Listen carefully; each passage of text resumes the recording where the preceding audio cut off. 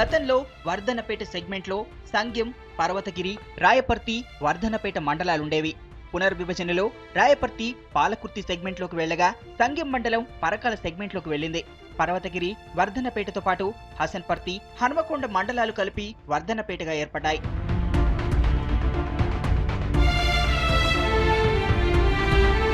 వర్ధన్నపేట సెగ్మెంట్లో 2,24,760 మంది ఓటర్లు ఉన్నారు.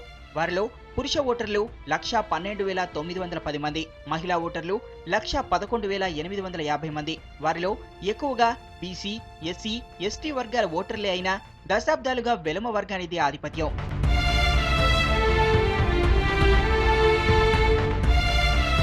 (1952) నుంచి వర్ధన్నపేటకు 14 సార్లు ఎన్నికలు జరిగాయి. కాంగ్రెస్ 3 సార్లు, టీడీపీ 3 సార్లు గెలవగా బీజేపీ, పీడీఎఫ్ 2 సార్లు గెలిచాయి. ఎన్టీపీఎస్, జనతా పార్టీ, ఇండిపెండెంట్ అభ్యర్థులు ఒక్కోసారి గెలిచారు. 1952లో వర్ధన్నపేట, హనుమకొండ అసెంబ్లీ సీట్లను, వరంగల్ లోక్సభ సీటును ఒకేసారి గెలిచిన పెండ్యాల రాఘవరావు వర్ధన్నపేటను వదిలేయడంతో ఉప ఎన్నికలు జరిగాయి.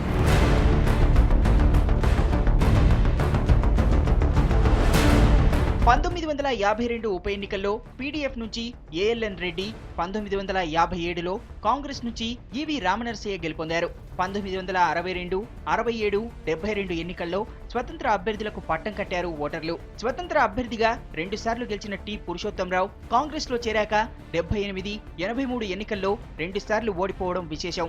ఆయనపై జనతా పార్టీ నేత మాచర్ల జగన్నాథం గెలిచారు. 1985లో బీజేపీ నుంచి వన్నాల శ్రీరాములు, 1989లో డాక్టర్ టి రాజేశ్వరరావు విజయం సాధించారు. 1994 నుంచి 2004 వరకు వరుసగా 3 సార్లు టీడీపీ నేత ఎర్రబెల్లి దయాకర్ రావు ఎమ్మెల్యే అయ్యారు. 2009లో డీలిమిటేషన్లో వర్ధన్నపేట ఎస్సీలకు రిజర్వ్ కావడంతో ఎర్రబెల్లి పాలకుర్తికి వెళ్లిపోయారు. ఆ ఎన్నికల్లో వర్ధన్నపేట నుంచి కాంగ్రెస్ అభ్యర్థి కొండేటి శ్రీధర్ గెలిచారు.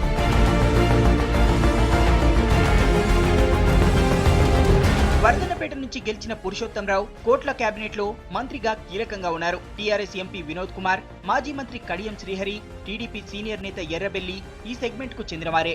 ఇంతమంది దిగ్గజాలున్న సెగ్మెంట్ లో పరిస్థితులు దశాబ్దాలుగా మారలేదు.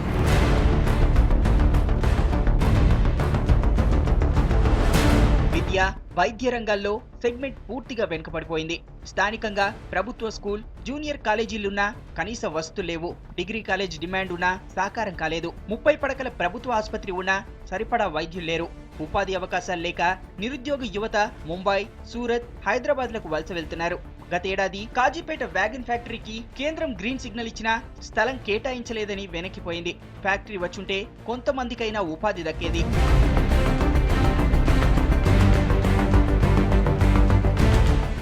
ఇన్ని ఏండ్లుగా ఎమ్మెల్యేలు గెలుస్తున్నారు, వర్ధన్నపేట శాసనసభ్యులు అని చెప్పుకుంటూ అసెంబ్లీలో ప్రాతినిధ్యం వహిస్తున్నారు. కానీ ఇంతవరకు కూడా ఈ యొక్క నియోజకవర్గానికి ఏవైతే కావాలో ఎలాంటి పనులు నెరవేరలేదు.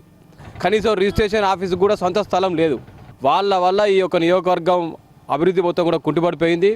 గత 20 సంవత్సరాల దశాబ్దాల కాలం నుండి కూడా వర్ధన్నపేటలో ఎంతమంది ఎమ్మెల్యేలు వస్తున్నారు, పోతున్నారు. వర్ధన్నపేట లోపల అసలు అభివృద్ధి అనేది శూన్యము. అదేవిధంగా మంచినీటి సమస్య చాలా తీవ్రంగా ఉన్నది. ఇప్పుడు డిఫ్లోరైడ్ కట్టేయాల లోపల 15 సంవత్సరాలుగా వస్తుంది, ఇంతవరకు పూర్తి కాలేదు. దానికి వెచ్చించిన నిధులన్నీ బూడిదలో పోసిన పన్నీరే తప్ప ఏమి లేదు. దీన్ని పట్టించుకునే వాళ్ళు సరిగా లేరు. వర్ధన్నపేట, పర్వతగిరి మండలాల్లో ఆకేరువాగు ప్రవహిస్తున్న చెక్ డ్యాంలు లేక సాగునీటి కష్టాలు తప్పడం లేదు. నీటి కష్టాలు తీరుస్తామంటూ 10 ఏళ్ల క్రితం డీఫ్లోరైడ్ ప్రాజెక్టు పనులకు నాటి ఎమ్మెల్యే ఎర్రబెల్లి కట్యాల గ్రామంలో శంకుస్థాపన చేశారు. అవి ఇప్పటికీ పూర్తి కాలేదు. ఇంకా అనేక సమస్యలపై వర్ధన్నపేట జనం అసహనంతో ఉన్నారు.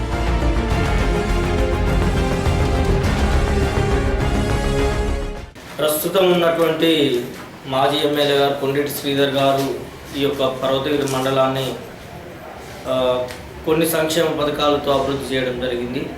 ఇవన్నీ తీసుకొచ్చినప్పటికీ పూర్తి స్థాయిలో ఈ నియోజకవర్గాన్ని అభివృద్ధి చేయలేకపోయారు. వాస్తవానికి వర్ధన్నపేట నియోజకవర్గం వరంగల్ జిల్లా కేంద్ర పరిధికి దగ్గర ఉన్నప్పటికీ అభివృద్ధి నియోజకవర్గంగా మిగిలిపోయింది. వాస్తవానికి ఏంటంటే 2009 ఎలక్షన్లో ఒక యువకుడు నన్ను ఎన్నుకుంటే మా సమస్యలు తీరుస్తారని చెప్పేసి ఒక ఉద్దేశంతో నియోజకవర్గ ప్రజలు శ్రీధర్కి పట్టం కట్టడం జరిగింది. పెద్ద చెరువు రిజర్వాయర్ విషయంలో కానీ పుర ప్రాజెక్టు వచ్చి ఏదో మమ్మల్ని బాగుపరుస్తారు, నిరుద్యోగులకు ఒక ఉపాధి ఇచ్చే ఉద్దేశంతో ఉన్నారని చెప్పేసి అనుకున్నాం. వాస్తవానికి మాత్రం ఇప్పటివరకు కూడా నిరుద్యోగ వ్యవస్థ కానీ ఉపాధి హామీ పథకం పనిలో కానీ ప్రభుత్వ కార్యకలాపాల మాత్రం ఏమాత్రం కూడా ప్రజలకు న్యాయం జరగలేదు. కొండేటి శ్రీధర్ ఎమ్మెల్యే అయ్యాక జనానికి అందుబాటులో ఉన్నారన్న గుర్తింపు ఉంది. డిగ్రీ కాలేజీ, సెంట్రల్ లైటింగ్, పర్వతగిరిలో పుర ప్రాజెక్ట్, హసన్పర్తిలో ఐటీఐ కాలేజీ తీసుకొచ్చారు. దీంతో మరోసారి గెలుపుపై ఆయన ధీమాతో ఉన్నారు.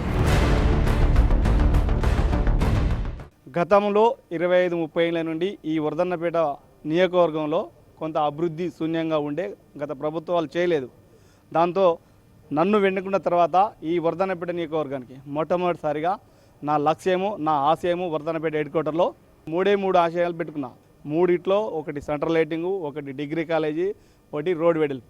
ఇది వర్ధన్నపేట హెడ్ క్వార్టర్కి సంబంధించిన ప్రజల యొక్క ఆశయం, ప్రజల యొక్క లక్ష్యం, ప్రజలు ఆశీర్వదించారు కాబట్టి దాన్ని చేయడం జరిగింది. కానీ కొండేటికి మైనస్గా మారే అంశాలు కొన్నున్నాయి. ఆశించిన స్థాయిలో అభివృద్ధి చేయలేకపోయారన్న విమర్శ ఉంది. అభివృద్ధి పనుల్లో అక్రమాలు జరిగాయన్న ఆరోపణలున్నాయి. కొండేటికి మైనస్గా మారే అంశాలను అనుకూలంగా మార్చుకోవడానికి టీఆర్ఎస్ ప్రయత్నిస్తోంది.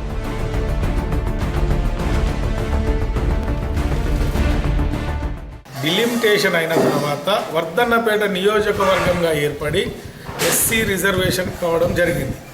గత 5 సంవత్సరముల నుండి ఉన్న కాంగ్రెస్ పార్టీకి చెందిన ఎమ్మెల్యే ఆ నియోజకవర్గ అభివృద్ధిని పట్టించుకోకపోగా అక్కడ ఉన్న ప్రాంత ప్రజలు ఇప్పుడున్న ఎమ్మెల్యే మీద వ్యతిరేకత ఉంది.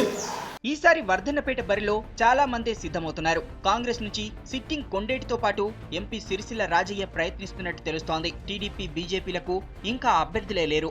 టీఆర్ఎస్ నుంచి ఆరూరి రమేష్, పసునూటి దయాకర్ టికెట్ ఆశిస్తున్నారు. మాజీ మంత్రి కడియం శ్రీహరి పేరు కూడా ప్రచారంలో ఉంది. మరోవైపు ఎంఆర్పీఎస్ నేత మందకృష్ణ కూడా బరిలో దిగడానికి సిద్ధమవుతున్నారు.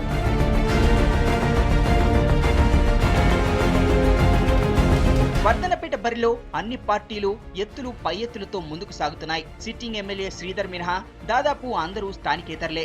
దీంతో స్థానికంగా పట్టున్న వెలమ వర్గాన్ని ఆకట్టుకోవడానికి పార్టీలు ప్రయత్నిస్తున్నాయి.